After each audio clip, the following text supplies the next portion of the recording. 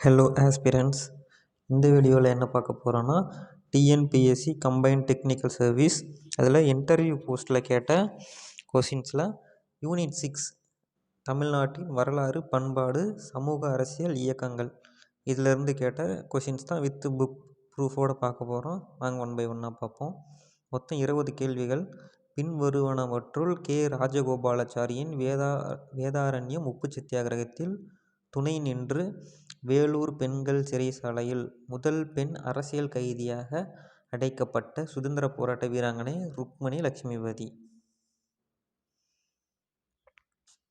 இது 10th சமூக அறிவியலில் தமிழகத்தில் விடுதலை போராட்டம் அந்த இதில் இருக்கும். உப்பு சட்டங்களை மீறியதற்காக அபராதம் கட்டிய முதல் பெண்மணி இவங்க தான், ருக்மணி லட்சுமிபதி. தமிழக வரலாறு வெங்கடேசன் புக்லேயும் கொடுத்துருப்பாங்க. ஓராண்டு காலம் சிறையில் அடைக்கப்பட்டார். ருக்மணி நன்னடத்தை காரணமாக சிறை தண்டனை முடியும் முன்னரே விடுவிக்கப்பட்டார். உப்பு சத்தியாகிரகத்தில் பங்கேற்று சிறை சென்ற முதல் பெண்மணி ருக்மணி தான் என்பது குறிப்பிடத்தக்கது. எக்ஸ்ட்ரா பாயிண்ட் ஒன்று சொல்கிறேன். இவங்க தான் தமிழக சட்டமன்றத்தில் தேர்ந்தெடுக்கப்பட்ட முதல் பெண் அமைச்சர், முதல் பெண் துணை சபாநாயகர் இவங்க தான். அடுத்தது வேலூர் கழகம் நடைபெற்ற ஆண்டு கிபி 1806. இது 10th புக்கில் அழகு 6 ஆங்கிலேயருக்கு எதிரான கிளர்ச்சிகள் அதில் இருக்கும். பார்த்திங்கன்னா வேலூர் புரட்சி 1806. அடுத்தது மருதுபாண்டியரின் தாயார் பொன்னாத்தாள். இது எந்த புக்கில் இருக்குன்னா கா வெங்கடேசன் அவர்கள் எழுதிய தற்கால தமிழக வரலாறு அந்த புக்கில் இருக்கும். மாமன்னர் மருதுபாண்டியன் இளமை பருவம். மருதுபாண்டியன் 1748 டிசம்பர் 15ஆம் தேதி மூக்கையா பழனியப்பனுக்கும் பொன்னாத்தாளுக்கும் சிவகங்கையில் அருப்புக்கோட்டைக்கு அருகே உள்ள நரிக்குடி என்ற கிராமத்தில் பிறந்தார் பொன்னாத்தாள். அடுத்தது கு. காமராஜருடன் தொடர்புடைய பின்வரும் நிகழ்வுகளை அவற்றின் கால வரிசைப்படி வரிசைப்படுத்தவும்.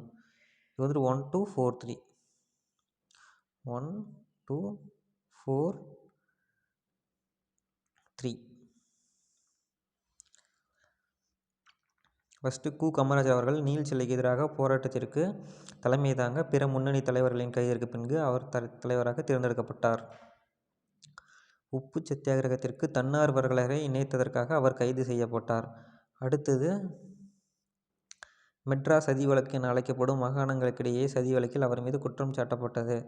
அதுக்கடுத்து அவர் வர்தாவுக்கு செல்லும் வழியில் குண்டூரில் கைது செய்யப்பட்டார். Option A.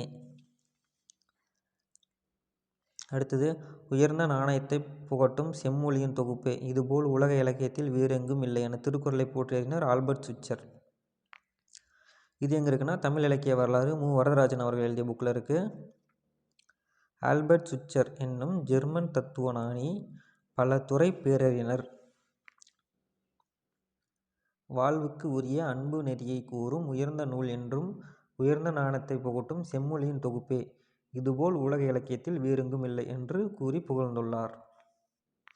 ஆல்பர்ட் சுவிட்சர். அடுத்தது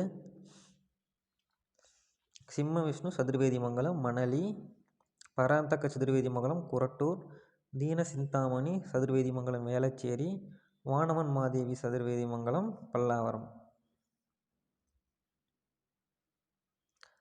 அடுத்தது சங்க இலக்கியமான பதிற்றுப்பத்தில் கொடுமணல் குறித்து குறிப்பு உள்ளது. இது கரெக்டு. கொடுமணல் திருச்சி இல்லை, ஈரோடு. கொடுமணல் ஈரோட்டுக்கு அருகில் உள்ளது தான் கரெக்டு. அடுத்தது பெருங்கற்கால முதுமக்கள் தாளிகளும் இரும்பு மணிக்கற்கள் சங்கு வேலைப்பாடுகள் குறித்த சான்றும் கொடுமணலில் கிடைத்துள்ளது. இது நம்ம ஸ்கூல் புக்கில் இருக்குங்க, 9th புக்கில் இருக்கும். பார்த்திங்கன்னா கொடுமணல் தமிழ்நாட்டில் ஈரோட்டுக்கு அருகில் உள்ளது. பதிற்றுப்பத்தில் குறிப்பிடப்படும் கொடுமணல் தான் இவ்வூர் என கருதப்படுகிறது. பெருங்கற்கால முதுமக்கள் தாளியும் இரும்பு மணிக்கற்கள் சங்கு வேலைப்பாடுகள் குறித்த சான்றுகளும் இங்கே கிடைத்துள்ளன. அடுத்தது திருவள்ளுவர் 4 வகை வருணங்களை ஆதரித்தார். இது இல்லை, நமக்கு தெரிஞ்சது தான். இது எப்படி நம்ம கண்டுபிடிக்கலாம்னா, வள்ளுவனே உலகிற்கு தந்து வான்புகழ் கொண்டது தமிழ்நாடு என பாரதியார் புகழ்ந்திருப்பார். திருக்குறள் அவ்வாறு பொதுவாக விளங்குவதற்கு காரணம் என்ன? திருவள்ளுவர் அந்த நூலை இயற்றிய போது தமிழரையும் தமிழ்நாட்டையும் மட்டும் மனத்தில் கொள்ளாமல் உலகில் உள்ள பல வகை மனிதரையும் கருத்தில் கொண்டு எழுதியிருப்பார். மனித இனத்தின் பொதுமையை உணர்ந்து எழுதியதே காரணமாகும். எந்தவித சமயச்சார்பும் இனச்சார்பும் இருக்காது. அதனால் அவர் எந்த வித வர்ணங்களையும் ஆதரிச்சிருக்க மாட்டார். அடுத்தது கிரேக்க இலக்கியங்களில் நீதி நூல்கள் தோற்றத்தை எவரின் வழி அறிய முடிகிறதுனா ஹோமர். அடுத்தது பகைவரின் செருக்கை அழிக்க முடிய ஆயுதம் என வள்ளுவர் எதனை குறிப்பிடுறாருன்னா சேகரித்த பொருள். இது பரிமேலழக உரை புக்கில் இருக்கும். செய்க பொருளை செருனர் செருக்கருக்கும் மெக்கதினிர் கூறிய தில். இதன் பொருள் பொருளை செய்க தமக்கு ஒன்று உண்டாக கருதுவோர் பொருளை உண்டாக்குக. செருனர் செருக்கருக்கும் எக்னா தம் பகைவர் செருக்கினை அறுக்கும் படைக்கலம் அதுவாம் அதனின் கூறியதில். அதற்கு அதுபோல கூறிய படைக்கலம் பிறதில்லை. அப்படின்னா பொருளை சேர்க்கணும், அதுதான் பொருளை உண்டாக்குவது. அதுதான் ஆப்ஷன் ஏ. அடுத்தது உயர்வகலம் திண்மை அருமையின் நான்கின் அமைவரன் என்று உரைக்கும் நூல் அமைவு. அமைவு என்பதன் பொருள் என்னன்னா மிகுதின்னு சொல்லிட்டு டைரெக்டாக இருக்குது. இதுக்கும் இது ரெண்டும் ஒரே பொருள் தான் அப்படின்னு சொல்கிறாங்க. மிகுதி முற்றுப்பேர். இது பரிமேலழகர் அதில் இருக்கும். பார்த்திங்கன்னா மிகுதி உடைய மதிலை. மிகுதி உடைய மதிலை அப்படின்னா தான் அமைவு. உயர்வு அகலம் திண்மை அருமையின் நான்கின் அமைவு. உயர்வும் உயர்ச்சியும் அகலமும் திண்மையும் அருமையும் என்று சொல்லப்பட்ட இந்நான்கின் மிகுதியை உடைய மதிலை. அரண் என்று உரைக்கும்னா அரண் என்று சொல்வோர் நூலார். அப்படின்னா மிகுதி அதுதான் கரெக்டான பொருளாக வரும். அடுத்தது இன்மையின் இன்னாதது யாதெனின் டேஸ் வறுமையை விட துன்பத்தை தருவது எதுவென திருவள்ளுவர் குறிப்பிடுகிறார். அவங்களே கொஷின்லேயே கொடுத்துட்டாங்க.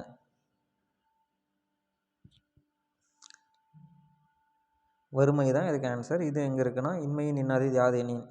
இன்மையின் இன்னாதது யாதெனின் இன்மையின் இன்மையே இன்னாதது. இன்மையின் இன்னாதது யாதெனின் ஒருவருக்கு வறுமை போல இன்னாதது யாது என்று வினவின் வறுமை போல இன்னாதது வறுமையே பிறதில்லை. வறுமை போல இன்னாதது எதுனா வறுமை தான் அப்படின்னு சொல்கிறாங்க. Option A.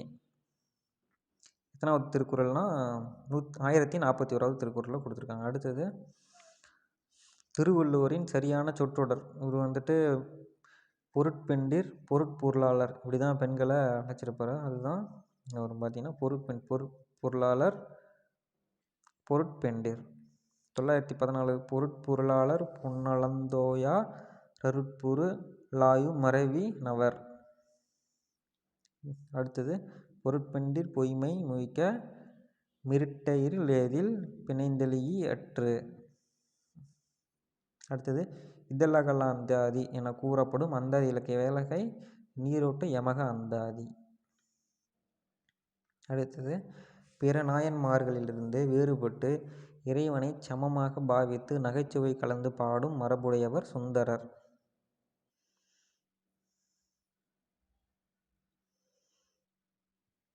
தமிழ்நாடு பழங்கற்கால மனிதன் வாழ்ந்த தொன்மையான பகுதியை கொண்டுள்ளது என்பதை உலகிற்கு உணர்த்தியவர் ராபர்ட் ப்ரூஸ்வுட். இது எங்கே இருக்குன்னா சோர்ஸ் 9th சமூகவியல் புக்கில் பாடம் 3 தமிழ் சமூகம் பண்பாடும் அதில் இருக்கும்.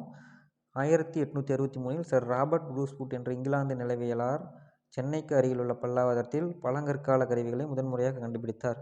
இந்தியாவில் இப்படிப்பட்ட கருவிகள் முதலாக கண்டுபிடிக்கப்பட்டது இங்குதான். எனவே இங்கு கண்டறியப்பட்ட கைக்கோடார்கள் சென்னை கற்கருவி தொழிலகம் என்று அழைக்கப்படுகின்றன.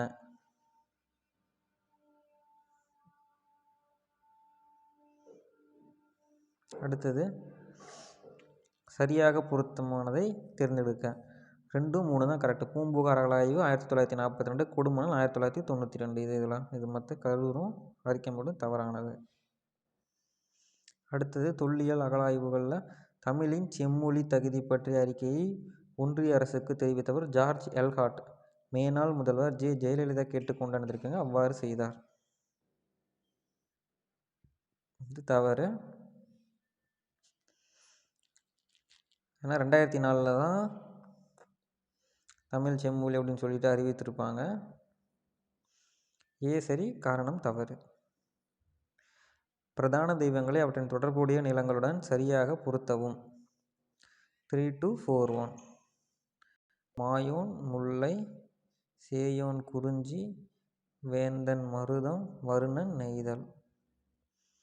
இது எந்த புக்கில் கொடுத்துருக்காங்கன்னா தமிழ் சமூகம் கேகே பிள்ளையில் அப்படி டைரெக்டாகவே கொடுத்துருப்பாங்க. பார்த்தீங்கன்னா முல்லை கடவுள் மாயோன், குறிஞ்சி கடவுள் சேயோன், மருதத்தின் கடவுள் வேந்தன், நெய்தல் கடவுள் வருணன். அப்படி டைரெக்டாக கேட்டிருக்காங்க.